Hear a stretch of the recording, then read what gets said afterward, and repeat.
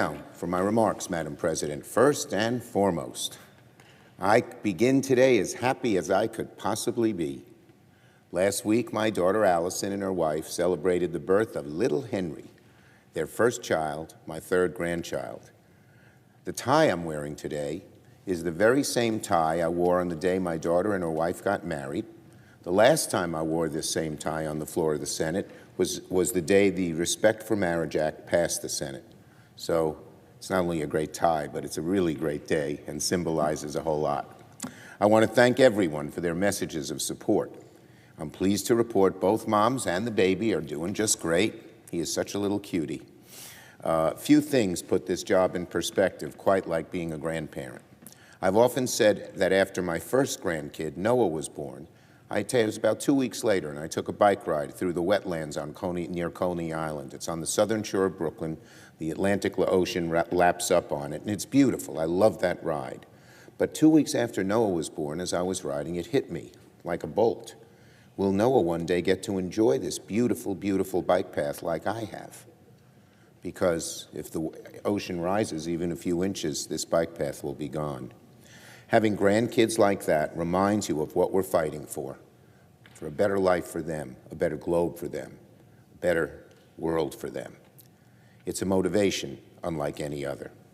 Well, I could go on, but suffice it to say that today Chuck Schumer is one happy grandparent, and I'm grateful for everyone's kind words over the past few days.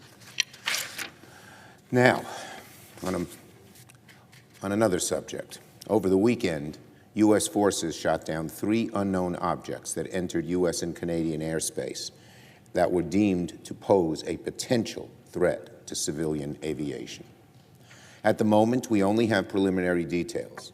I have scheduled for senators to receive a briefing tomorrow on what we know and do not know about where these objects come from and what threats, if any, they pose to the United States. So that's tomorrow. I believe, and my office can check me on this, it would be at 10 a.m., but we'll send a notice out so people check the time.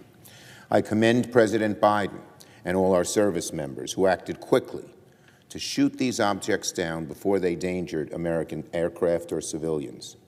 Unlike the balloon shot down last week, these objects demanded a swift response to ensure they didn't get in the way of commercial jets or pose any other risk on the ground.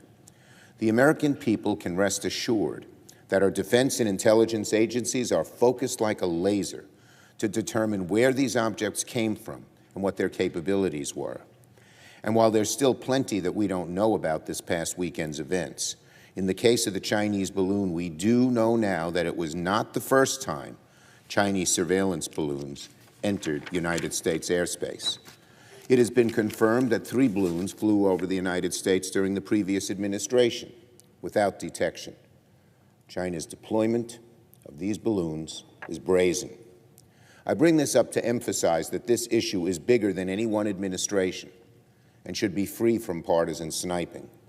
Congress is going to conduct a careful bipartisan examination at these various incidents and also look into why U.S. authorities didn't find these Chinese surveillance balloons sooner.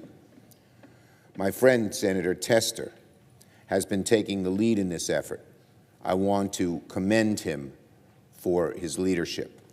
And so as we recover the items shot down over the weekend, I once again commend the President. And I fully support the Senate taking a thorough look at finding out why it took so long to find these balloons. It is something we must do because, as I mentioned, 3 of them occurred during the Trump administration, and the authorities knew nothing about them.